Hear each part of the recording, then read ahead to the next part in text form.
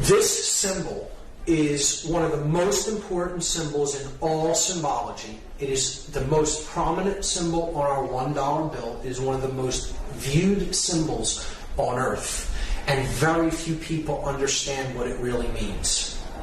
I'm going to break it completely down from top to bottom and go through each element and attempt to explain it as fully and as clearly as possible. This is the symbol of all the mystery traditions. Okay? Very simply, it is the symbol of all occultism. Of course, it is Egyptian in its thematic representation, and its symbolic representation. It is Egyptian, and there is a reason for that. We see the elements of the symbol being the words Anuit Coeptus at the top. Then we have a pyramid with its capstone missing. The capstone is cut off, so it is an incomplete pyramid. Atop the pyramid, as a two-dimensional slit in the sky, it could be seen, a two-dimensional opening or a rift in the sky. From behind that, we see an eye, and that eye is bathed in light. The pyramid is comprised of 13 courses of brick, the bottom of which has a date inscribed on it in Roman numerals, 9 Roman numerals. There is then a sash with the words Novus Ordo Seclorum written on it at the bottom. So we have to understand each element. Each element is here not by accident, it is there by design, and the makers of this sigil, because that's what this is a sigil, which is comprised of many symbols, put nothing on it by accident. And everything has a meaning in this. So let's start to break down the symbols one at a time. Anuit Coeptus is Latin. It means, Anuit means to favor or to look favorably upon. Coeptus is an enterprise, an undertaking, or a project, a work in progress, you could say. So Anuit Coeptus means he favors, could mean she favors, it favors, our project. He favors our work. He favors our work in progress. Okay? So, he favors our work is a good translation. Novus Ordo Seclorum is often hotly contested as to its meaning. Novus means new, Ordo means order or way, and Seclorum is the debated word. So I go to a Latin dictionary and I look up the word Saeclorum, S-A-E-C-L-O-R-U-M.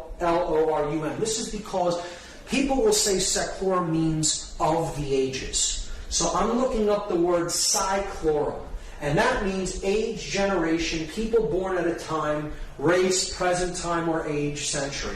So if this phrase said the new order of the ages, we should see an A in between that S and E there. It would say Novus Ordo Saeclorum, but it says Seclorum. So clearly that's not the definition. Many people will say that that's what it means. It does not mean of the ages. Okay? The word Seclorum is put into a Latin dictionary, and then you see it is a word modification, a truncation. CL is derived from CUL. So an internal CL might be rendered by CUL, thus giving us seculorum. And seculum, seculi, is a noun that means world, universe, secular, temporal, earthly, or worldly affairs, cares, or temptation. So, clearly, I think this can be solved and agreed upon once and for all, so we don't have to hear this incorrect, connotatively incorrect translation, the new order of the ages. This phrase clearly says New World Order. And that's it. That's what it says. Let's lay this to rest once and for all. Okay? So, he favors our work, the New World Order. and you have an eye in the triangle looking out from another dimension of space into our realm. The light is pouring through the scene from that realm, and a pyramid is being built. So, he favors our work, the New World Order. Who favors the work? What is the work? And what is the New World Order? So, clearly, this is the being that favors the work. This project is the work that's being done. Okay, this is the incomplete project. This is the date that the project could be begun or finished, depending on how we look at the seal.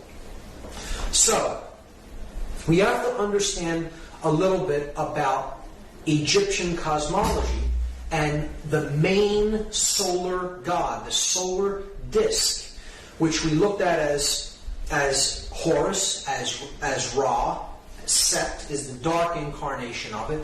Really, all of these principles could be encapsulated as one solar god known as Aten, or Aton.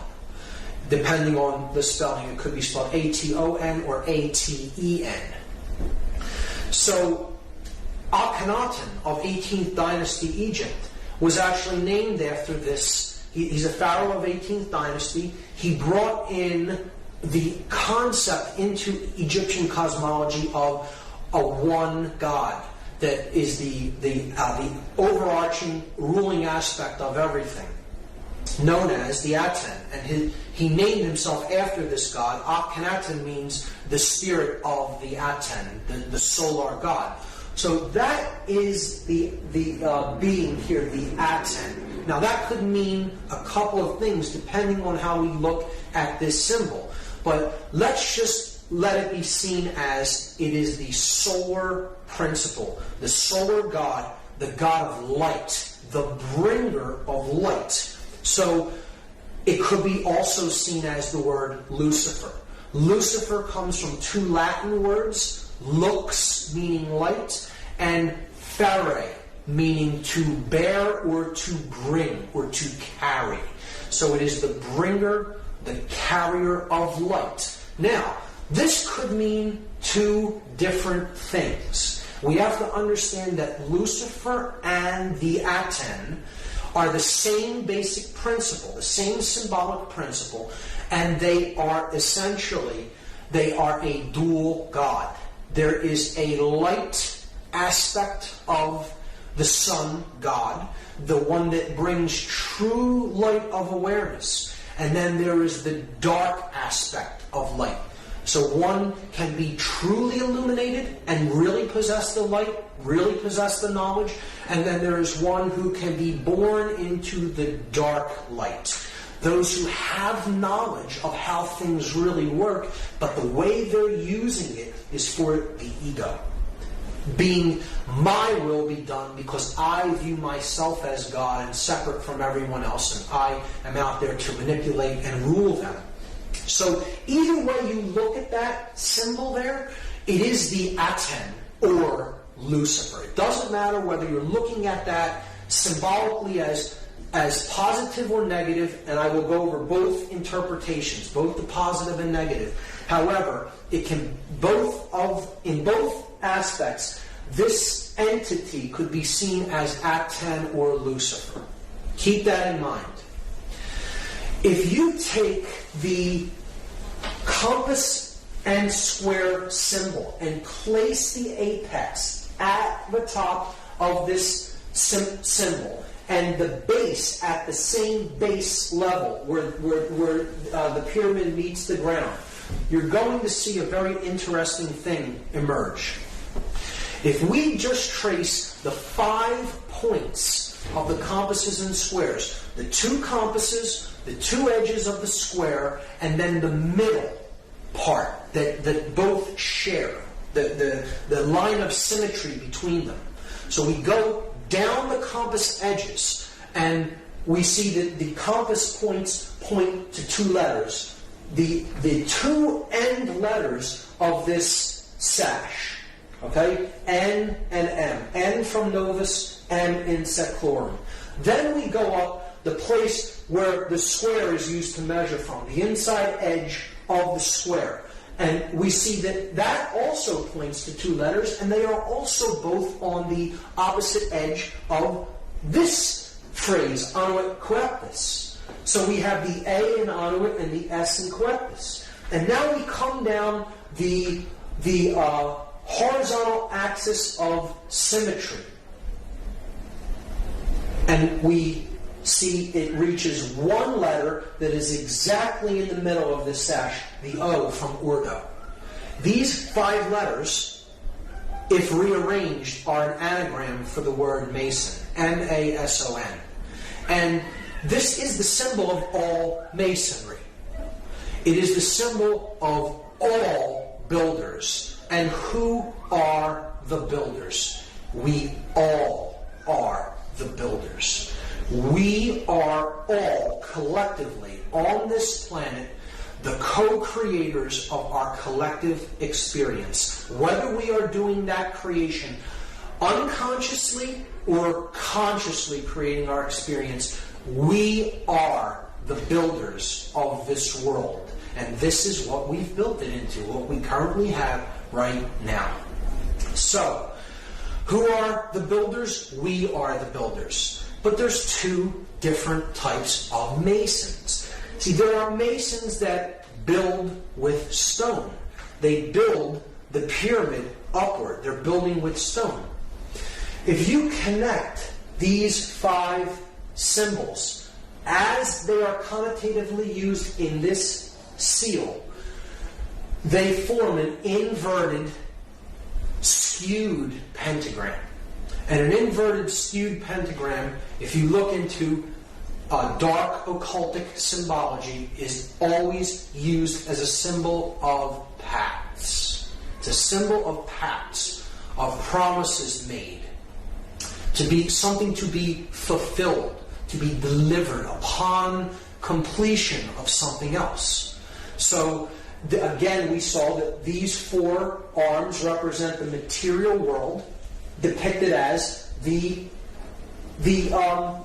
upward pointing pyramid, the brick, the physical object, and they are crushing the spirit, the 5th element, into the ground, burying it under the weight of the pyramid.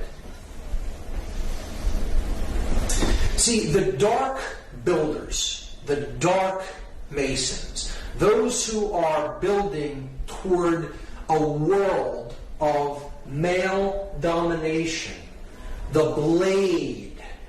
See, they're building with bricks. The bricks are people who are trapped in physical 5-sense reality and left-brain prisonhood.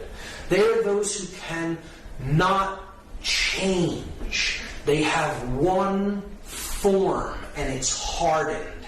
A brick was once malleable clay that could be shaped, molded, take different forms. It flows easily. Change comes easily to it. But when it is baked in the left brain, solar, male dominator consciousness, it becomes hard and immobile and immovable. It becomes a brick. And that's what the male dominator world is being built with. The bricks baked into one form. The unit form. Those in unit form cannot see what is. Not see. They cannot see. They are not sees. See? They are baked into one form, the brick. Okay? And they're being used as elements to build the blade world. And the blade world will be ruled by those who are in the light. They are the blade, the male dominator sorcerers. They have the light, but everyone else is in ignorance. And when you complete this structure, the light goes out from the scene. See, they're building the blade. If you complete this structure in brick, they have all the light, and the entire world is bathed in darkness. That in that symbol, the Aten or Lucifer represents the sorcerer, and he is completely trapped in ego. The ego-bound consciousness. It's the I in the triangle.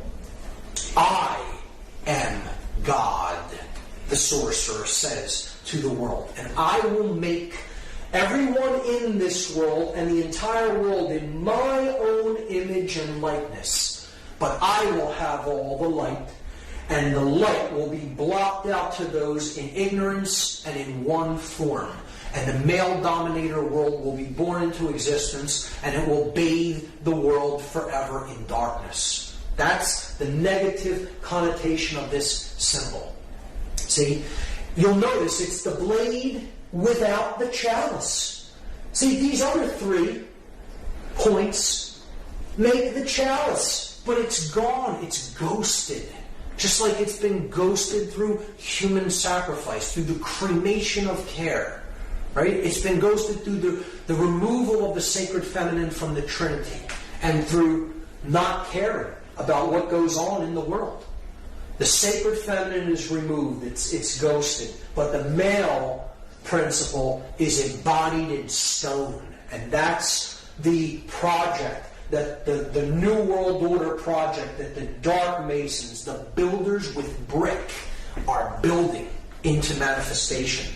Now, there is a light side of this symbol.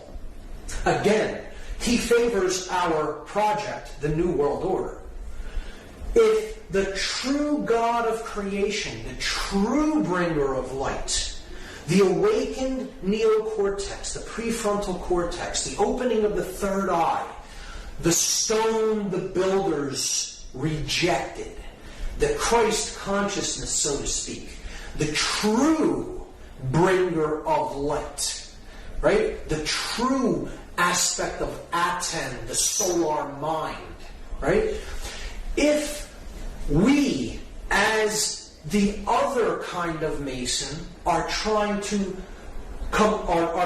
do the work that he favors, the true bringer of light, the true God of creation, and create the positive New World Order, our job as the builders of this project is to remove the brick from the top down, a little bit at a time, from those who we can help to work, smaller groups, gradually removing and helping people to change in larger and larger and larger groups. And if that pyramid is razed to the ground, is removed from the scene, there's nothing to block out that light of creation.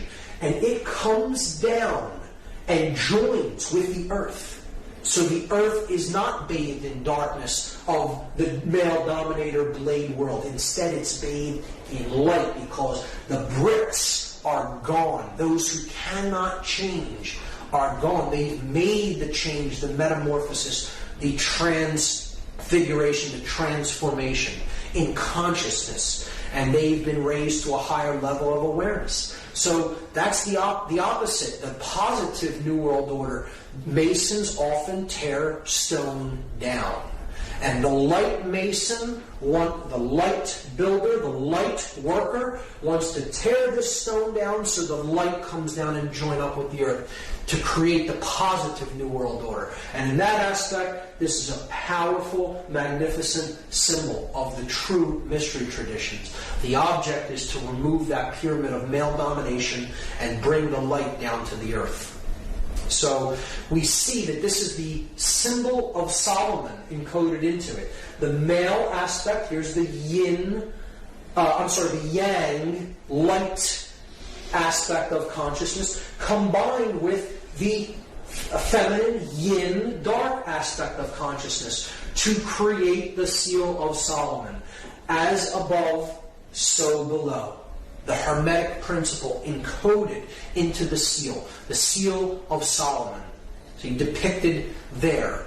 But it is the body unified with the spirit within the temple of man, the mind. the sun and the moon, the left and the right brain, to create the stone, the philosopher's stone, the opening of the third eye, the pineal gland, known as the stone the builders rejected. Because the dark builders reject that light of awareness and consciousness, and they are trying to block it out by completing that pyramid in stone. So that is my analysis of that symbol, and it's amazing when you get into it and really study it for yourself and really go deep into the symbology. And it gets even better when you start to look at that date on the bottom of the pyramid, because that date is MDCCLXXVI in Roman numerals, and that totals 1776. And here's how it breaks down.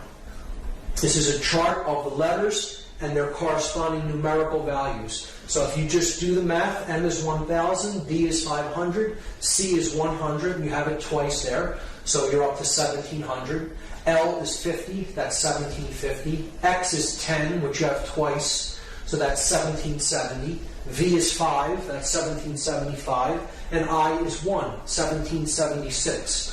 So what we're going to do now is something called gematria. It is Kabbalistic numerology. It's an occultic form of numerology, and it's very simple. It is simple addition or counting of these numbers. And we can combine them in different ways depending on which numerals we add together. And we understand that all of the added values are identical, and they mean the same thing in occultic numerology. So 1776 is the number that we get when we add these Roman numeral values together.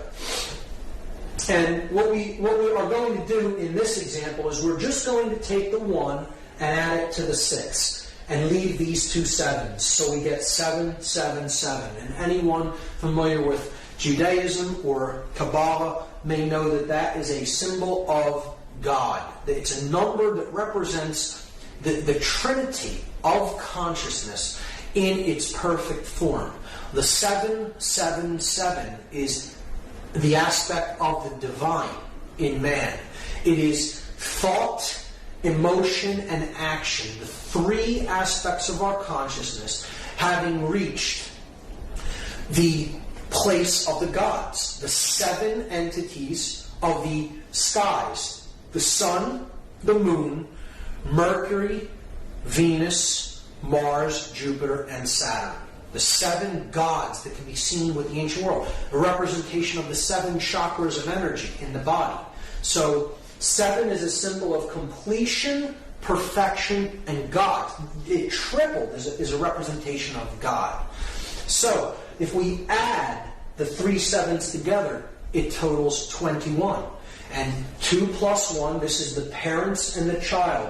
The father and mother, the creator God and the sacred feminine, and the divine child. And then that totals 3. 2 plus 1 is 3. So all of these values can be seen as identical, or they mean the same thing. They are numbers that represent God, or completion, perfection. The divine has been awakened and realized. So they can be used interchangeably in systems of occultism. And again, 3 being the number of unity, of unification of thought, emotion, and action, the triune being, the 3-in-1 God, right? The Trinity. So, what I'm going to do in this study of gematria is I'm going to take these letters, because gematria is a combination of geometry and mathematics. Geometry, earth, the measure of things, the measure of the earth, the mother, right? And matria, mathematics, the mother science, after Ma'at from Egypt, the mother goddess. So gematria is a combination of geometry and mathematics. So we have all the elements in place. We have the math aspect is covered by the Roman numerals that represent value or mathematics, and we have the shape that's given by the triangle shape or the pyramid shape. So we're just going to combine the two by taking, we have 9 letters, and we're given a shape that has three vertices. So we're just going to duplicate the shape 3 times, and we're going to place the letters at the vertices of the shape. So we'll start with M and put it at the top of the first triangle, and then D, C at the base, and then repeat it 3 times. M, D, C, C, L, X, X, V, I. And now we're going to substitute the numerical values for the Roman numerals. So we get this. We get 1,000, 500, 100. 100, 50, 10. 10, 5, 1. So you see a pattern emerge there.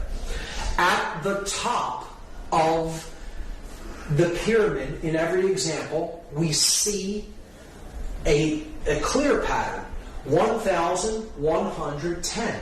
Now, in mathematics, those are known as powers of 10, or powers of a 10, at 10, powers of at 10, at the top of the pyramid. Because at 10, no matter how you look at it, is at the top of the pyramid. This is a play on words that works out in the English language, and it is not an accident. These are perfect numbers of base 10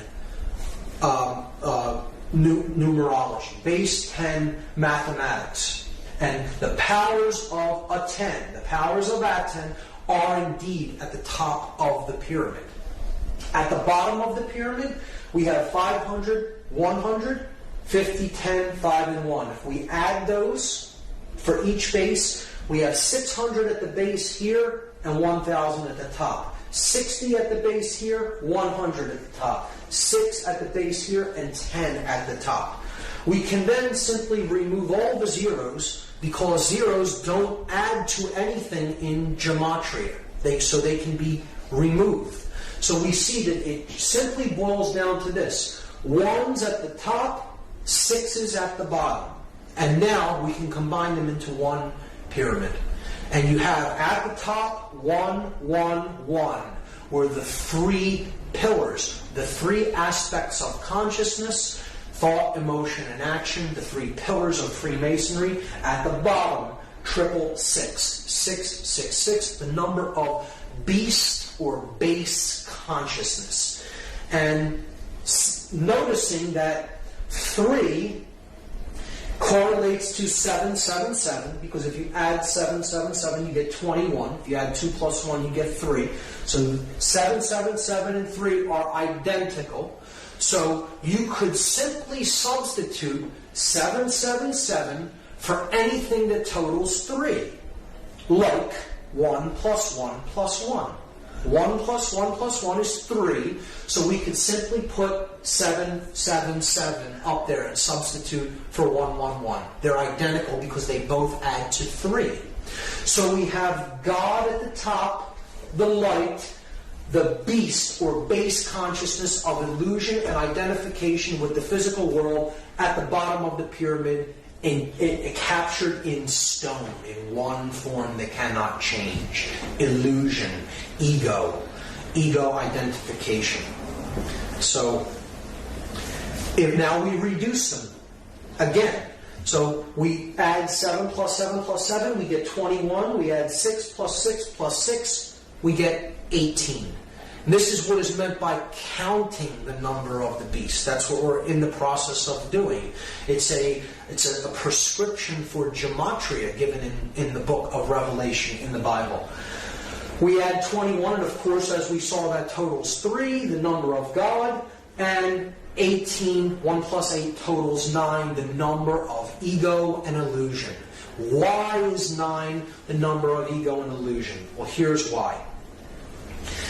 The number 9 has very significant mathematical properties, and they are shown to us in addition to the number 9 and in multiplication of the number 9.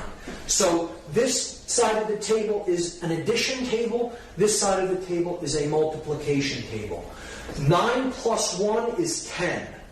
1 plus 0 reduces to 1. We're simply adding the final result, the digits of the final result together. So look, we're back at where we started adding to 9. 1. So adding the 9 was like adding 0. Okay? 9 plus 2 is 11. 1 plus 1 reduces to 2. It adds to 2. So we're back to 2. So again, adding the 9 was like adding a 0. You do this with any number. 9 plus any number gets you back to the same number once the result is added together, or what is called in gematria reduction. You're reducing a 2-digit or 3-digit or 4-digit value down to one number. You will ultimately come back to the same value that you started with, because to add 9 is to add illusion, or to add ego, or to add base consciousness. And when you add the beast, when you add base consciousness, you can never affect any change in value. You bring no value to the equation. You are adding 0. You are adding nothing. You are adding illusion. Now, the multiplication of 9 is a different result. 9 times 1 is 9. 9 times 2, 18. Add the 1 and the 8, you get 9. 9 times 3, 27. Add 2 plus 7, you get 9. 9 times any number, no matter what it is. You add the resultant digits, you will come back to 9. So what this is saying symbolically is multiplying base consciousness only gets you more base consciousness. You can never create anything new with ego and illusion and base consciousness. So this is why 9 is the number of illusion and base consciousness, and as such, it is synonymous with 666, or the number of the beast. One thing I should mention is that the date 1776 is simultaneously the year that the Declaration of Independence was signed in the United States, and it is a document declaring human sovereignty, and that our rights come from our Creator, whatever we happen to envisage that Creator or that force as, and not from man. But it also is the date of the birth of the Bavarian Illuminati order, and that happened on May 1st, 1776, which is a Luciferian dark occultic Sabbath known as Walpurgisnacht. May 1st, May Day of 1776 is when the official Bavarian Illuminati, the Order of the Illuminated, came into being. So there's a dualism even inherent in that date. You can look at the Dark New World Order building upward from 1776 in earnest, from the time when this dark occultic order came into manifestation, and the object of the light New World Order to bring the light down by removing the bricks and getting back to the understanding of personal sovereignty as encoded in the Declaration of Independence. When we look at it, we see that these two numbers, 777 representing God or completion or perfection, and 666 representing illusion or base consciousness, they total 9 and 3, and that brings us to the occultic number 93. To go from the illusion to the real, to go from the illusion to the true source of power, to go from base consciousness to divine consciousness or compassion. And that is the process of going from the 9 to the 3, because the 9 drops away, it's illusion. 9 plus 3 is 12. 1 plus 2 goes back to 3. So the 9 falls away, being illusion. To go from the 9 to the 3, and this is a number that represents willpower. We make this journey by an act of personal will. and it is an act of love. Love and will, we will see later, are identical forces.